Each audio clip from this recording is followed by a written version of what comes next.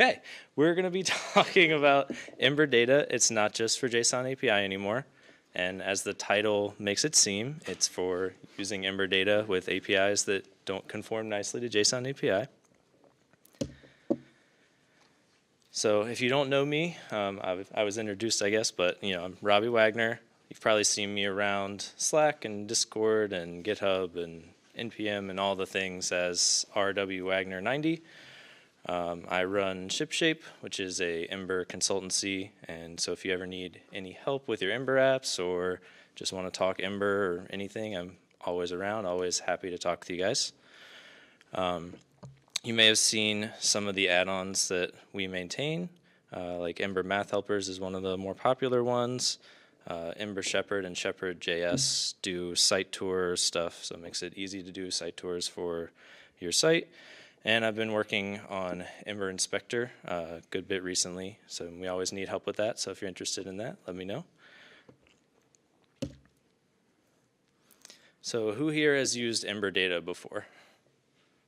Okay, most people. So if you've used Ember, you've probably used Ember Data at some point, but just in case you have no idea what Ember Data is, I took this handy description from their README. And it says, Ember Data is a library for robustly managing data in applications built with Ember.js. It's designed to be agnostic to the underlying persistence mechanism, so it works just as well with JSON API over HTTP as it does with streaming WebSockets or local IndexedDB storage. So this is technically a true description, but if you're not using JSON API or some good REST standards, you're probably going to have a lot of things you need to customize, and your life is not going to be as easy as if you had conformed to one of those. So what is JSON API then? Well, got another really handy description, a specification for building APIs in JSON.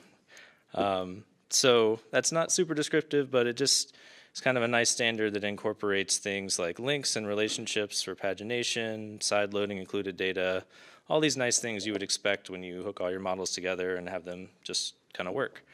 And Yehuda has been very involved in both JSON API and Ember, so it kind of makes sense that it's the de facto standard for Ember Data. But why do we care, right?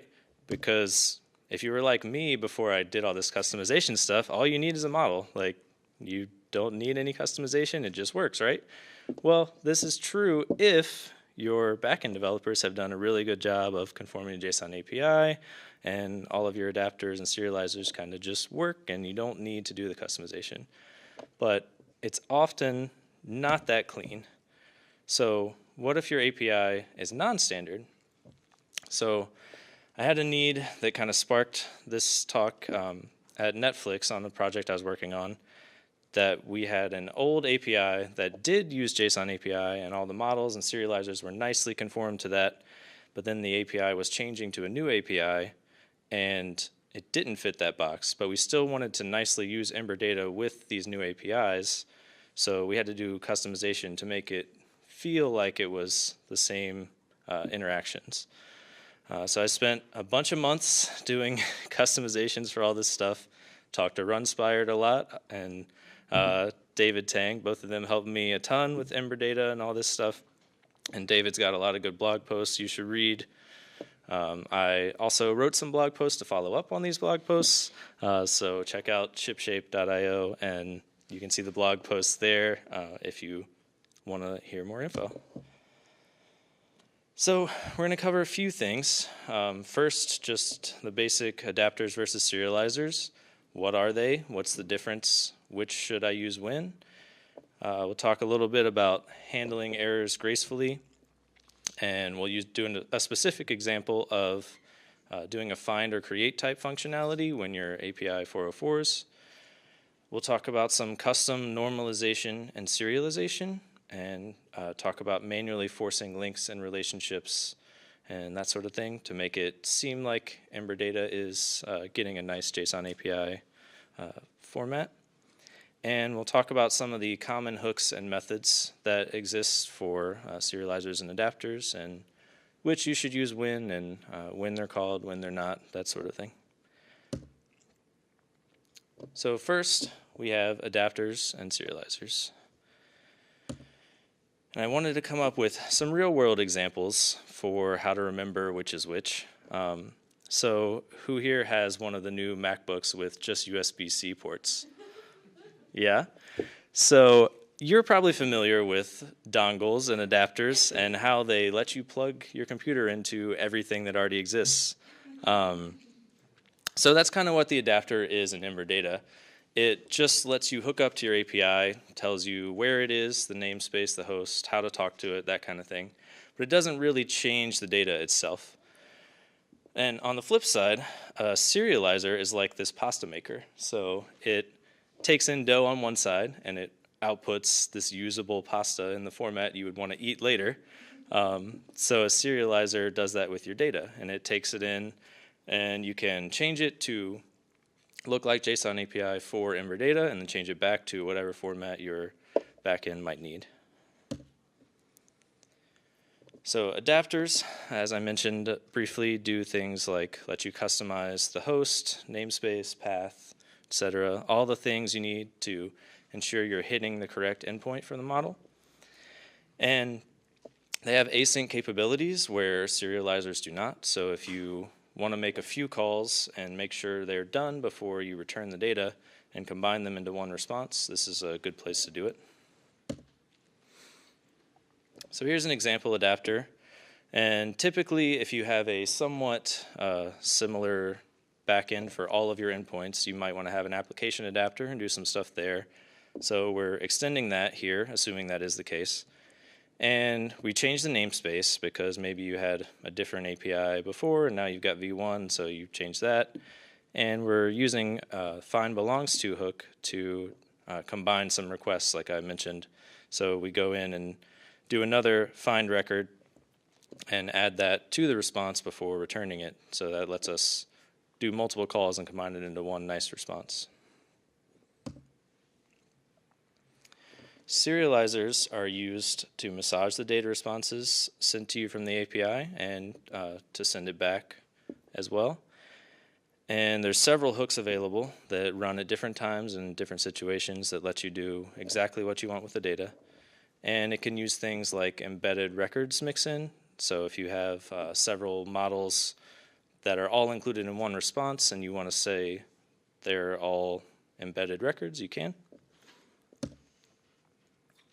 So here's an example serializer, and for this one we're using the JSON serializer. We're including the embedded records mix-in and saying the bar relationship is always embedded. So whenever you get your response for this back, it's saying there's going to be a relationship of bar and it's always going to be included. You don't need to do extra requests for it, it's just there.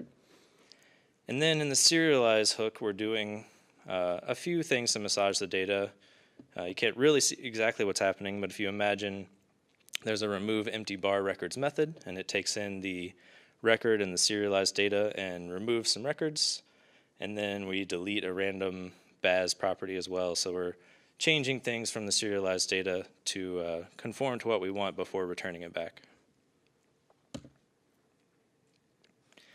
So now we're going to talk a little bit about handling errors gracefully and the specific case of doing a find or create type of thing with belongs to. So if you use JSON API and you do a request for a collection and there are no records for it, it would typically give you a 200 and an empty response, which is good because your app gets to keep functioning. But if you have a different API, it might give you a 404 because there's nothing there. And that's going to cause your app to enter an error state, which is not good because you want your user to be able to still use your app. So if you want to catch that and keep the app going, you can use find belongs to, and you can ensure when it loads the belongs to relationship, it's going to create a default record instead of 404ing and give you that back so that you can keep using the app. And for this example, we'll use a person address relationship and see how we would accomplish that. So the person model is pretty simple. It just has an address relationship, and it's async true, so it's going to be loaded automatically for you. And on the flip side, the address model has things you would expect from an address, like line 1, line 2, city, state, zip, etc. And it has the inverse relationship to the person model. But then the magic happens in the person adapter. You have this find belongs to hook here, and we're just doing the base find belongs to functionality first with super, and then saying if that has an error, we want to catch it. So we're going to check if the relationship key was address, make sure it's the one we actually want to handle, and that the status was 404. So in that case, we return this empty address object basically with nulls for all the fields. And if it's not that specific case, we'll still throw the error because it's probably a real error. But this is going to allow you to have all of these fields on your model and change the things in the UI and save it and have them just save and no 404s or errors and everything's good to go. So now we're going to talk a little bit about some custom normalization and serialization. And for this example, we have some ad hoc relationships we're going to add, and we're going to use a website page view stats relationship. So imagine you have a website with multiple pages on your website, and each page has its view stats. We're going to get all of these back from a non-standard REST endpoint, though, for the whole website, not on a per page basis. So we have this API v3 websites, website ID, page view stats. And when we do a call to that, we're going to get all of the data for all the page view stats for the website. But we want to be able to access these on each page. So we're going to do some manual stuff to link it up to where each page knows what its page view stats are. So when we're iterating through pages, we can keep track of that and use each of those values. So we have a website model, which basically just has the has many for all the page view stats that it's going to load at the beginning. And then we have a serializer for the website model. And since our URL didn't conform to the REST standards that are expected by Ember Data, we needed to manually add the links in so that when you load it, it gets pulled down for you. So we're doing this with normalized find all response and normalized find record response. And we could have probably combined these into one just normalized response, but if you keep them separate and you need to do anything different based on the single versus multiple records case, you can. And we're going through and just adding this URL for page view stats as a link. But because we're not using the page view stats from the website directly, we need to manually load this. So in our model hook where we're finding the website, we're going to also get that has many and call .load on it so that it will load all the page view stats and then return the website including those page view stats. So then, now that we have all the page view stats, we need to define a relationship on the page so that it can access its own stats. So we have a page view stats belongs to, that's async false, and then on the page view stat model we have the inverse to the page. So then we need to manually set up the relationship. So in our page view stat serializer, we go in and say in the normalized response, if the request type is find has many, we're going to go through and for each of the page relationships, we're going to set that to the resource ID. So the page view stat will know what its parent page is, and you can access the page view stats from page.pageviewstats. And this kind of gives you the best of both worlds because you can do the one request to get everything for the whole website and reduce your number of API requests. But you can also access everything on each individual page level. So we're going to talk a little bit about some of the common hooks and methods, which you've seen some of already. So for the base adapter, you have things like create record, delete record, and update record. And these do things you would expect, like create, update, and delete records. And you have things like find all and find record, which are the methods that will get called when you're querying for these records. So if you need to tweak some of the functionality when you're doing the query, this might be a good place to put that. So one common case that I had to do as well was if your API doesn't do put and patch, but you're updating a record, update record is typically going to force that method to be used. So we wanted to use post in all cases. So here we have this adapter which has create record and update record method. And they both call this create or update record method, which does the normal serialization and then just basically manually uses Ember Ajax to call post so that all of the calls will be a post call.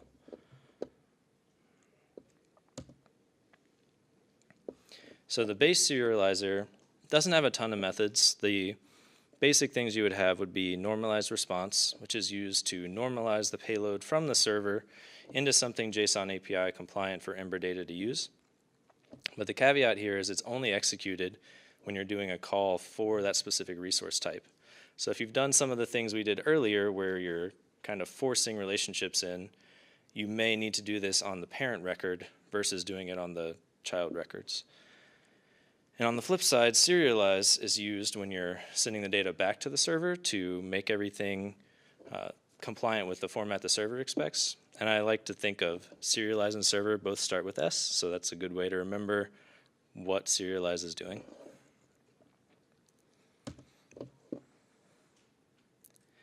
So there are also some specific serializers that extend on the base serializer functionality. There's the JSON one, the REST one, and JSON API one. And they have things like normalize find all response and normalize find record response.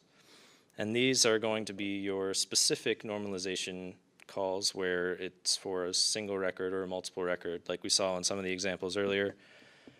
And you're going to have a similar thing with serialize. So if you want to do things only in the belongs to case, you have it in serialize belongs to, or if you have multiple records, you use serialize has many. And there's another method called extract relationship. And this can be used to change the relationship type. So if your model exists from an old API and a new API is giving you back that same data, but they've changed the name on you, it's a good way to change the name on your side so that it can all just work. So this is what I mentioned about the different normalized find all response and normalized find record response.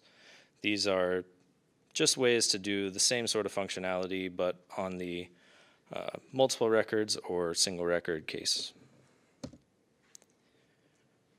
And this is an example of how you would do the relationship name changing. So here we have imagine you have something with a polymorphic foo relationship, and this can be either a bar or BAS model in Ember Data. And this is the models you had before, but then your API changed things on you, and now you have A and B are the types. So we're going into extract relationship, and if it's that relationship, we know we want to check for the types, see if it's A or B, and then go in and say, if it is A, we want to use bar, otherwise we want to use BAS. And then you do kind of the opposite thing in the serialize belongs to, where you have if the key is foo, you do the normal belongs to record, but then you switch the type based on whether it was bar or BAS in Ember Data to either A or B for the backend. So there's a ton of serializer methods you can use. We didn't go over all of them, but you can pretty much do anything you want to customize pretty much everything. You can do keys for relationships, model names, etc. You can pretty much handle all the cases you could possibly have with a non-compliant API. And that's about it. Thanks. If you want more info, shipshape.io has blogs, or you can ask me some questions now. We've got some extra time. Yeah, I guess possibly. I think you can kind of handle everything. It's just more and more manual work the further you are away from some sort of usable spec, I think. Oh, sorry. The question was, are there cases where an adapter could not handle an API, and it just wouldn't work at all. Sure. So the question was, we had a page view and page with a belongs to each other. So why aren't they circular was the question, I guess. So one was async, I think, and one wasn't, maybe?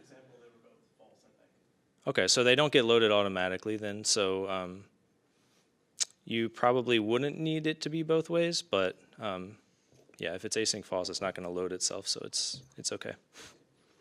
I can try. The question is, what was this snapshot? I think it's just kind of like all of the data for that record. I don't exactly know off the top of my head. Yeah, you could.